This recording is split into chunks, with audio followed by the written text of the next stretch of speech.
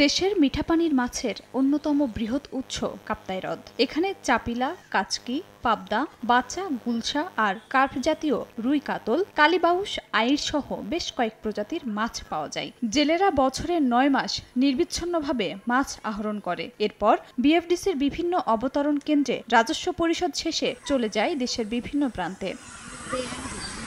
বাংলাদেশ মৎস্য উন্নয়ন কর্পোরেশন রাঙামাটি থেকে ২০১৯-২০ অর্থ বছরে রাজস্ব আদায় হয়েছিল ১৫.০৩ কোটি টাকা। এরপর ক্রমাগত হ্রাস পেতে থাকে রাজস্বের পরিমাণ। তবে ২০২৩-২৪ অর্থ বছরে চমক দেখিয়ে রাজস্ব আদায় হয় ১৫.৬৬ কোটি টাকা, যা কাপ্তাই হ্রদের ইতিহাসে সবচেয়ে বেশি। এবার সেই রেকর্ডও ভেঙে আদায় হয়েছে ১৮.৫৬ লাখ টাকা, যা গেল বছরের থেকে ২.৯০ টাকা বেশি। ১-১.৫ মাসে আপনার পোনা মাছগুলো সাইজেবল হয়েছে।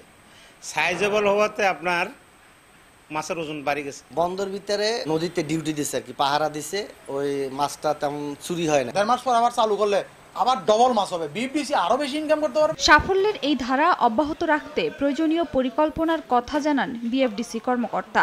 এই সদর উপকেন্দ্রের মতো যদি ডিজিটাইজেশন করা যায় এবং অন্যান্য উপকেন্দ্রগুলোতেও আমরা সেই আমাদের কার্যক্রম চলমান রয়েছে। ১৯৬২ সালে প্রমত্ত কর্ণফুলী নদীতে বাঁধ দিয়ে তৈরি করা হয় ৭২৫ বর্গ কিলোমিটারের কাপ্তাই হ্রদ। এই হ্রদে মাছ শিকার করে জীবিকা নির্বাহ করেন ২৭,০০০ জেলে। সময় সংবাদ, রাঙামাটি।